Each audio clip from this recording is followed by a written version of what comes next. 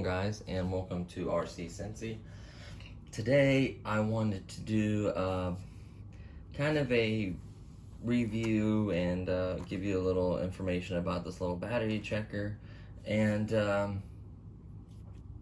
of let you know how I take care of my batteries and such. So I'll be doing a separate video on different brands, longevity, how good they are and stuff like that, ratings and stuff. We'll do that another time because this is gonna take more time because I want to also test cycles, how many cycles you get out of them without them really diminishing on you. So we'll do that video later on. It's gonna take some time, but I am gonna do a pretty important battery video. And just let you kind of know about each brand. I have quite a few brands. I like to shop around and see what I can get in different brands. So we'll go from there. So let's get to the review. Prior to I review this, I've had these little battery checkers now for going on almost 2 years, or a little over 2 years. They're okay. My only gripe about these is that they'll give you the total amount within reasonable error, but when you're checking each individual cell, they can vary a lot with this. By this standard right here, your battery would be pretty out of whack. It'd be like you didn't do a balance charge or something. I don't know. It'd be pretty bad. So what I've come to use this for mainly is a voltage alarm. So I started out using this as a voltage alarm back when I had my Bugs 3. Whenever you upgraded to the 3 cell, not telemetry, but well, I guess it's kind of telemetry. It wouldn't beep like it does with the 2 cell and let you know that your voltage is low and you need to land. So I would plug this up and stick it underneath the frame, and actually, which one is it? Yeah, the one with the plastic peeling off. This one had a little sticky side right here and it was stuck right to it. I would set it. You can set these from 2.7 to 3.7. So nice, decent range. Honestly, I probably wouldn't go below 3.5, maybe. At least for me, for taking care of my batteries. I mean, some folks go lower, you go as low as you want. It is your battery, but me to kind of protect it, and plus, especially in a plane, you don't instantly stop like a car. You can just stop driving it and then go pick it up. Plane, you have to get ready. You have to prepare yourself to land and everything. So you want to give yourself a little more time with the plane, especially. So they're fairly loud. You do need to kind of come in a little bit close to you, turn down the throttle, kind of glide, and then you'll hear it beep. In a car, you can just stop and walk up to it and you hear it beep. Or a boat, just kind of drive by, So they're fairly loud. You can hear it really good. I've never had any issues of one not actually beeping or letting me know, It's been fairly decent with that. I set it for 3.7, it starts beeping. I bring it in, I check them all. They're like between, at least with this, they're like 3.78, right at 3.7, so close enough. And while you're actually flying the plane, it's constantly pulling current because it has to fly, the propeller spinning. So once you stop, it may stop beeping, but it's always beeped where I had it set at. So that's really nice. I do also use timers on the actual Spectrum controller, but it's nice to have this as well. Timer, especially if you get a new battery and you're not sure how long to fly for, you can go off the recommended specs, but then in the end of the day, it's how you actually fly. If you're real aggressive or real gentle with it, you kind of mainly glide, so it just depends on how you fly. So these are pretty nice. They're not very heavy. I'd say they're about 8.5 grams, 8.6 I think it was. So they're fairly, I wouldn't say heavy, but they're not light either. They're not too bad, especially depending on the size of the aircraft. The Bugs 3 could handle it. Any decent sized plane can handle it. Obviously, I wouldn't put it on the XK, and I probably wouldn't even honestly put it on the Super Cub I have. That's anything bigger than that Super Cub, I'd probably put this in. You have to honestly have room for it as well. You don't want to strap it on the side or something. Technically, you could if you had a little hole where you had your, balance lead, or what's that called? That connector, HJC. I don't know. Anyways, yeah. So typically, I put this inside, inside the actual canopy of the aircraft, and then you can still hear it. So they work really well. But I wanted something more accurate, especially as I got nicer battery, more expensive batteries. I wanted to take better care. The smaller batteries I had, like Bugs 3 batteries, the batteries I'd use for the excavator, the batteries I would use for cars and stuff, the 1500 milliamp 2 cells, all those. Honestly, I kind of abused them. I would sometimes charge and not even go drive it and let them sit. I've never really took them too low, but I've always been overcharged. Not overcharged, but always charged and never discharged. So they're still working, they're fine. They're probably not gonna last as long as my airplane batteries, because these are a lot bigger, a lot more expensive, and I kind of wanted to take care of them. So for instance, let me show you. This battery right here, I trashed it. I left it discharged, not proper voltage. I think I ran it down to where it cut off to protect itself. And then of course I didn't put it on a storage charge or anything like that. Let it sit for months and months. And now when I plug it up, it won't try. I could try with actually I'm gonna try this with my new charger. Let's see if that can bring it back to life. Maybe put a storage charge on it, or just let's just try to put a storage charge on it and see what happens. At least the charge that I have, the balance. See, what happens is the previous charges I had would only charge through the balance lead. It didn't have this end plugged in. So now that I have this end plugged in and the balance lead, which I do a balance charge, by the way, it may bring it back, which it should. So we're gonna try that actually. So we'll see. This is, I think, I can't remember what these are. I think these are 1500. Yep, 1500 7.4 volt batteries. So these are the aftermarket 1500s I buy for my 2-cell. They are the Dean's connector. These are fairly decent. This brand's okay. I'm not that impressed with it. That's not accurate at all. That 45C. I'd say it's more like a 25C. That's one thing I have a problem with battery manufacturers, is putting a big number right here to make you seem like you're getting a lot of juice. You'll see the factory XK battery says it's only a 25 or a 35 or a 25. And I feel like it's punchier, and it's the same size as this, same milliamps, and it's punchier than this battery. And this battery is supposed to be 45C. I bet you this is a 25C battery, and that's a 35C battery. That's what it is. But this is claiming it's a 45C. I could feel the punchiness difference. Like, anyone that drives a car knows, like, I feel like it's got more power. Unless these cells are, crap, let's see, it hasn't been so long since I've charged this one. See, look how far of a difference it's saying. One's at 4.13 and 4.20. That is far. Now it's saying 18. So, like I said, the total may be close to where you need to be at, but the actual individual cells or anything else is not very accurate. The voltage alarms are good though, I'll give it that. So, nice and loud, as you can tell. So, I'll deal with these two batteries here later on, or if we got enough time in the video, I may mess with them. So I went on Amazon, and I was looking for a battery checker, something reasonable, not too pricey, and had a decent review. It was decently reviewed, nothing too crazy, affordable.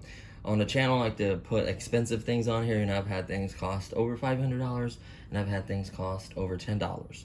So I try to keep a nice balance of expensive and cheap on the channel, if you noticed that.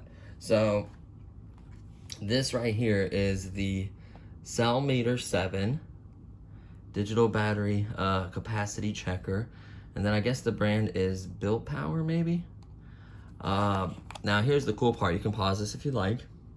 If you get this from Amazon, this is all the different kinds of batteries it can do. So that's really nice. You know, quite a nice, you got the batteries that would go to your airplanes, the batteries that would go to like your controllers, batteries that would go to certain planes and boats, obviously some of your like starter devices, packs, and even some of your receiver packs still run on these. So it's just nice to, and other cheaper RCs run on those as well. It's nice to have something like this. So this is only $10 shipped to your door in 2 days. And I'll do the kind of like the pros and cons on it. So let's quickly open it. So this should demonstrate how it works. It does come with a little manual. I never even bothered to look at that. It's pretty simple and pretty easy to figure out. I figured it out pretty quickly. So let's use the E-Flight as the test subject. So it's on this side. I come to find out that these little notches go up, I think, and then start from left to right. Oh yeah, they go 1 through 7 this way. So I plug it in. And here we are, 11.14 volts, 16%.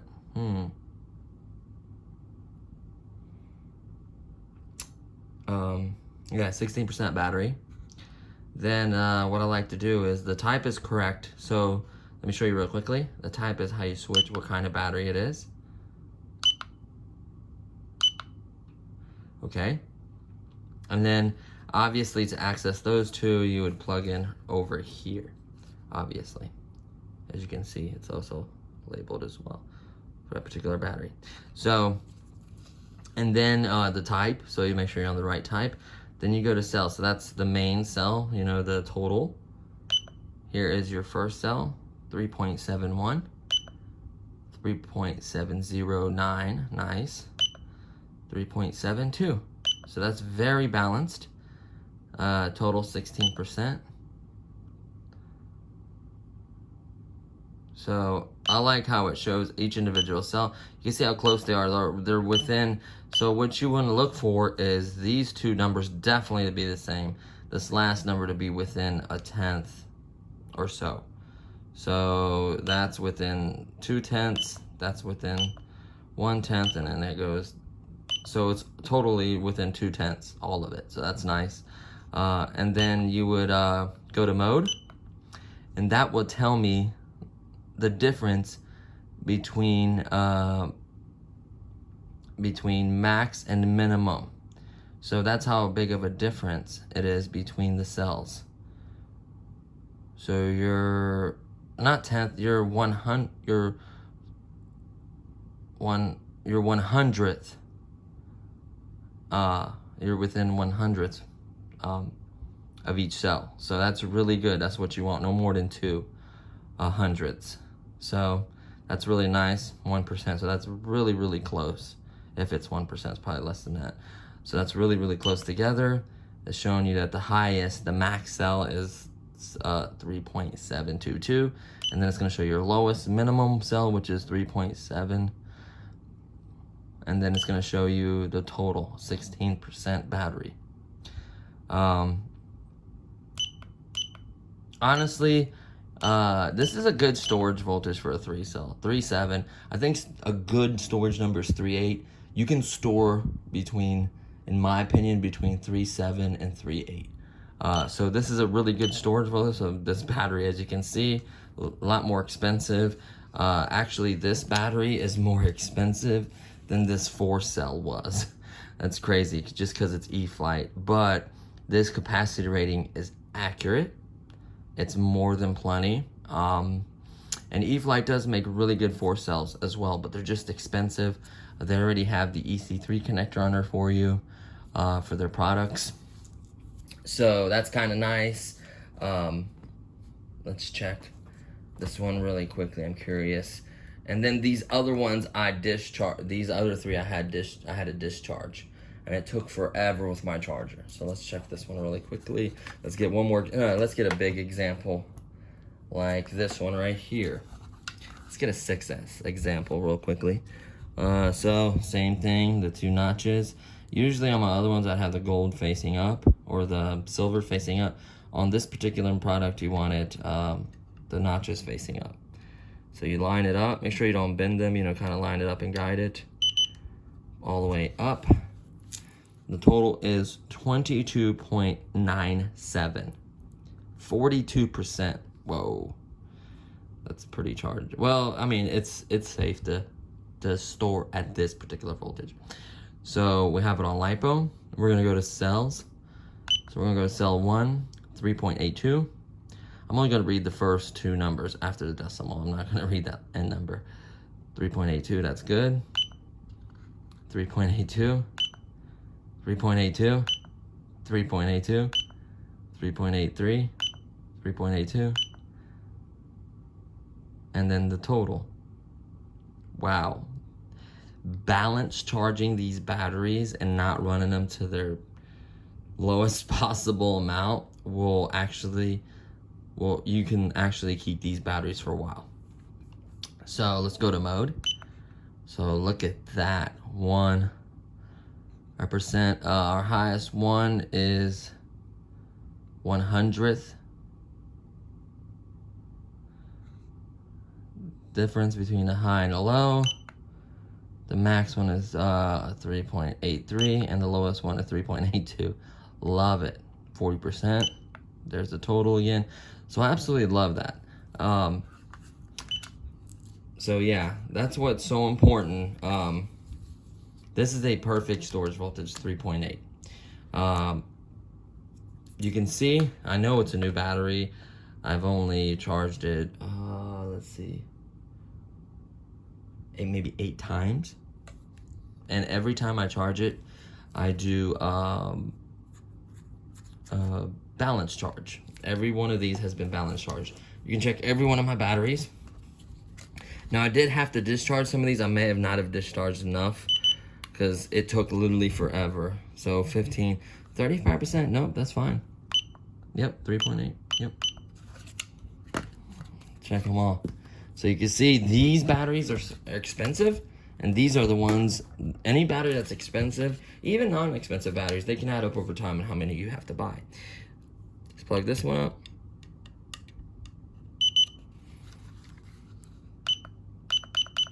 Perfect storage voltage. And you can see all of them are right at that 3.8, 3.7 storage voltage I like. And they're really, and it's fast to recharge them. 3.8, 3.8, 3.85. Look how balanced those are.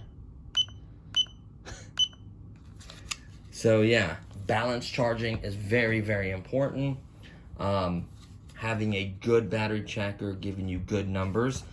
If I would went off of this, it would have showed that these batteries aren't very well balanced. So these are good. My point is, these are good for voltage alarms and to get a quick reading, just the total numbers within a tenth, which really you want it to be more like within 100th. But a tenth, it'll give you an idea what it is to know if you charged it or not, if it's a storage battery or whatever it may be, it'll tell you that much at least. So that is very important. You can see I've taken care of these batteries. So really quickly, this E-Flight 2200 3-cell is $37 off Amazon.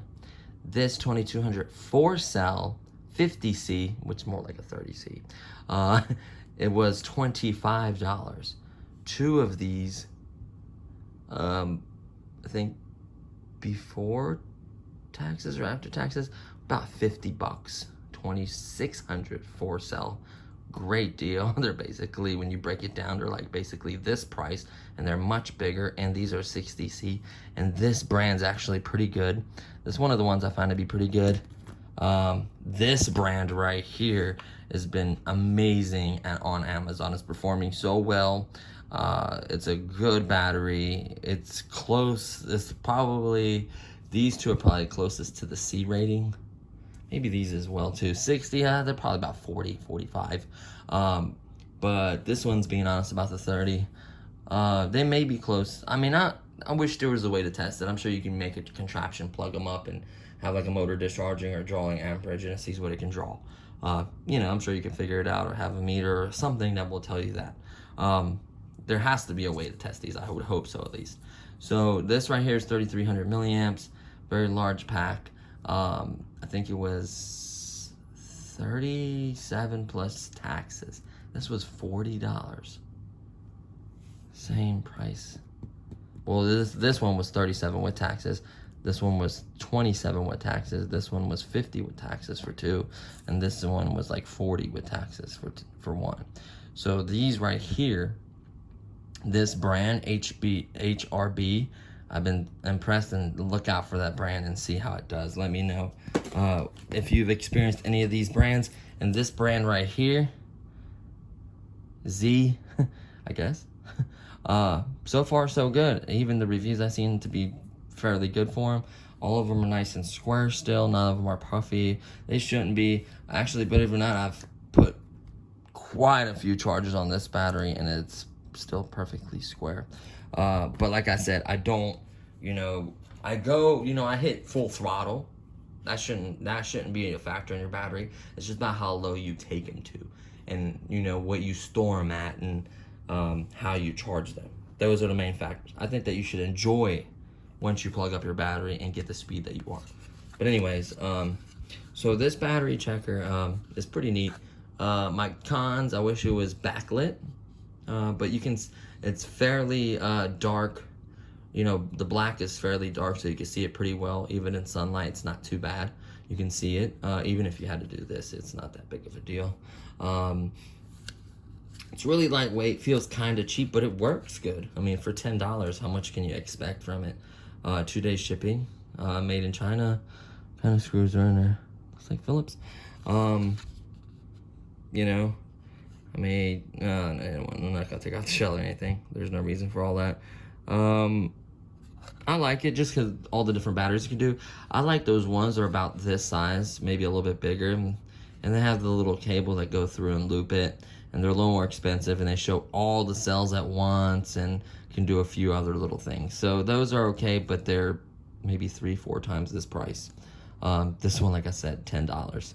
This one for $10, I can recommend this. That'll give you an accurate reading, because I've actually checked everything on my battery charger, and I've checked with another higher end expensive one. Like, I've checked these, like particularly these 2 batteries, and I saw what the voltages were, and then I checked it with mine.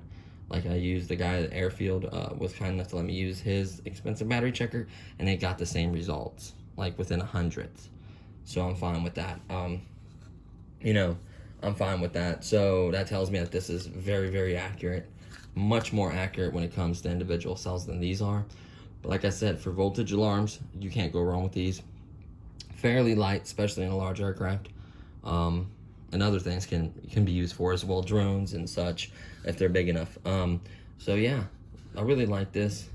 Can't beat the price. It's gonna be in my tool bag, and let's see what else. Finally cleared out the room. I had a table. We were expecting a table, and I had a big table and stuff in here, a bunch of stuff in the way. That's just my computer chair. I was lazy. The jet's doing good. I flew it the other day. I don't know if I told you guys. Flew it the other day. And I hadn't had too many. Like, I was expecting as much experience as I have as like 3 or 4 weeks of flying, that these would be completely totaled and crashed and damaged. I've flown this 8 times. Hold on. 2, 4, 2 packs. Yeah, 8 times. And and I've never like wrecked it. The only thing I've done is maybe land a couple times a little bit harder than I liked. Besides that, no issues. And the last time I was landing was really windy, and I basically put the back wheels down, getting ready to put the front wheels down, and a gust went under it, went like this, boom, right on its top. Just scratched up the glass a little bit, very faint. I want to try to use something to kind of buff or clean that. Maybe I'll see. There's something like a glass scratch remover maybe, or something. I don't know. We'll see. And then it put like a mark like right here, and I used acrylic paint, painted it, you can see was like super black mark right here. I put white paint, kind of see that. I accidentally may have smudged that or touched that. Painted the cone, and then a little bit at the very tip of the rudder was scratched up a little bit. So it wasn't nothing. Oh, and a little chip right here, which I put a piece of foam, and then I'm gonna use filler around it, and then I'm gonna paint it. So I'm not done with that. I need to do a better job. One tip that I've gotten from YouTube is, so I did the biggest part of it with actual foam to fill it, right? Then you can get like glue, like foam safe glue, and like put it on a Q-tip and then put it on there and kind of stick it to it and pull back, and then use the Q-tip to fill the voids, and then make sure there's, you know, plenty of glue that's sticking. Even wad it up sometimes, you can do that. And then once it's done drying, paint it with white, and you'll basically not tell that it's been damaged. It might be like a bright white like this, but that doesn't look, I mean, from a distance, like, you can't tell that. Like, I know the paint job wasn't that good, but like, it's fine. Like, here, let me step back. Can't tell. So, especially when you're flying, and it flies just fine. It's really cosmetic. I'm not that pressed on it, but I do, it is an expensive jet, and I do want to take care of it and make it look decent. I don't know if I talked about the Mustang. The only issue I've ever had with this Mustang is I've never used takeoff flaps before.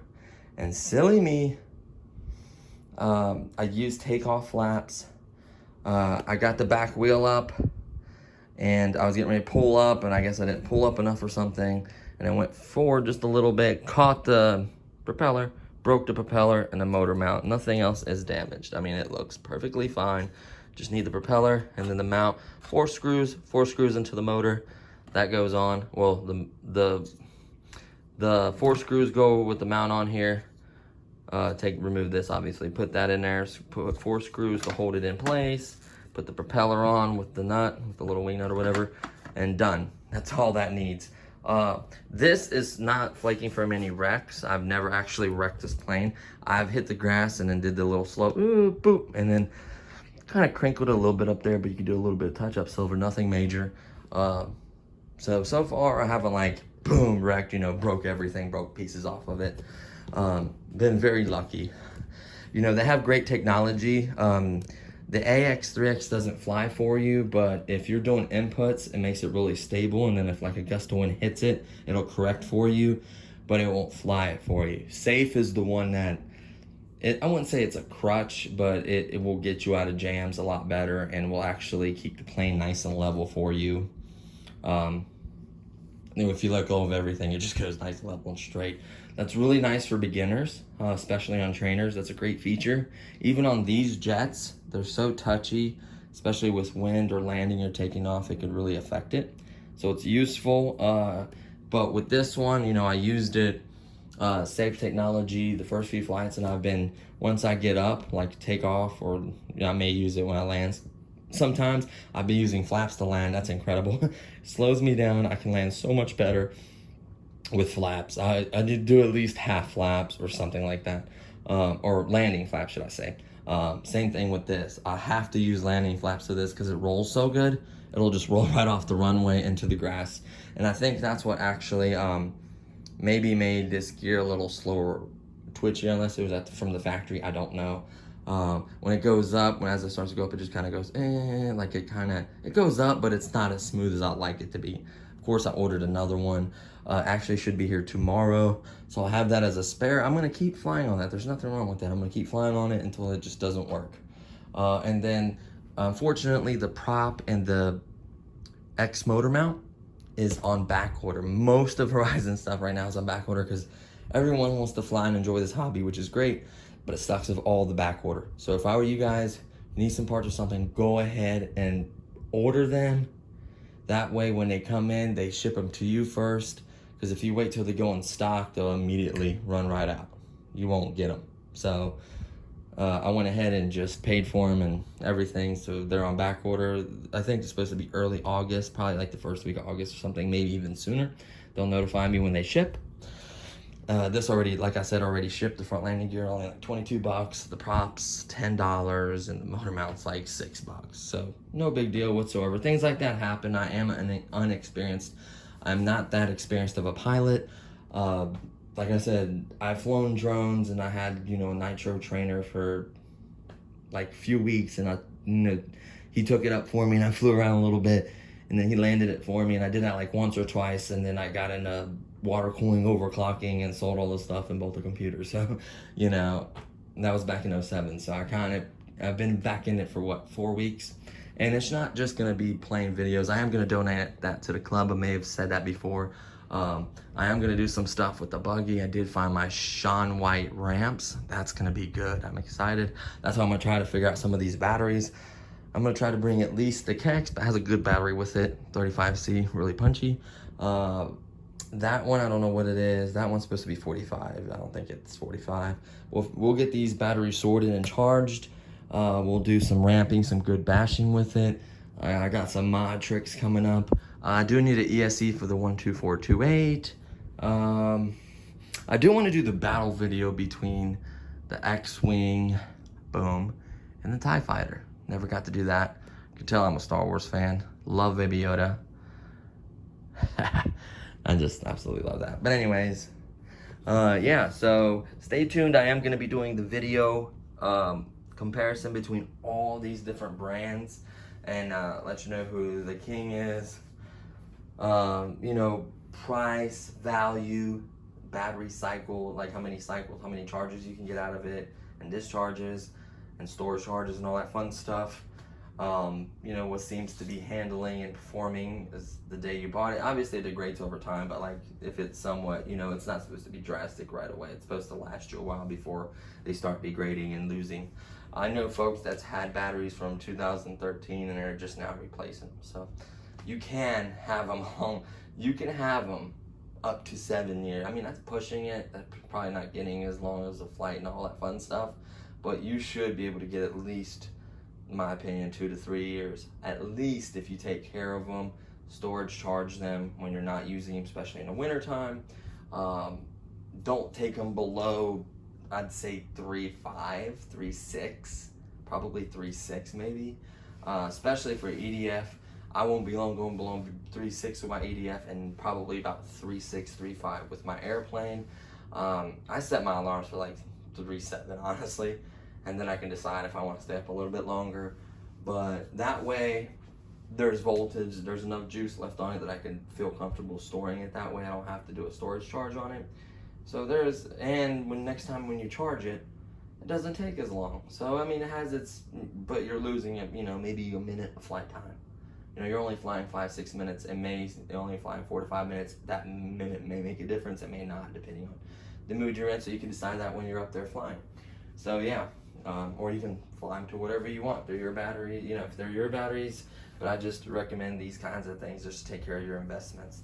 These are investments. You know, this is hundreds of dollars worth of batteries, or over $100 worth of batteries, easy. So just right here, and you know, especially if you have different, and I have tons of other batteries. I mean, tons. I mean, all kinds, small, single cell, 1S, 2S, 3S, all the way up to 6S now. So, you know, and I am looking into other products and stuff, so it's not just gonna be planes and jets.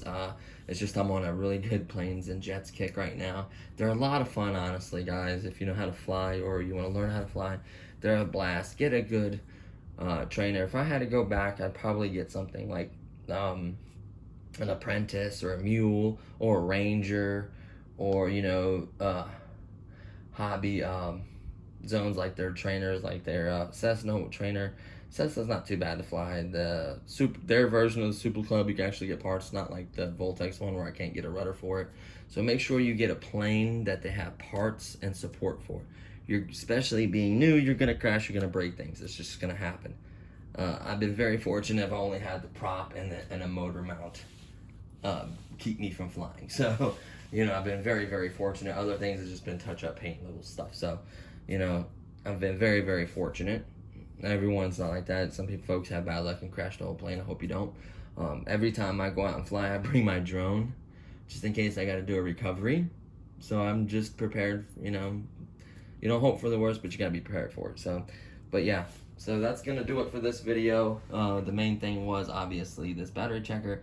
Check it out, guys. $10. How can you go wrong? If you don't have one, Highly recommend getting one. If you have maybe an older one or you have just one of these, go ahead and get this. You're gonna like it. You're gonna enjoy it.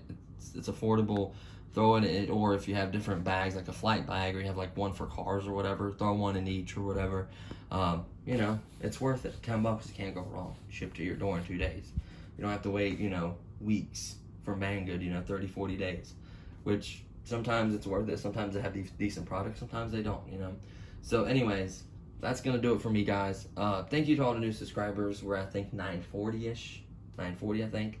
We're almost at 1,000. Super excited, guys. So close to that 1,000 subscriber. I am gonna do something special for that. Super excited. And thanks for watching. You know, appreciate every single subscription, all you guys commenting, liking the video, everything. Thank you so much. It means a lot to me, and I'll catch you guys in the next video. Peace.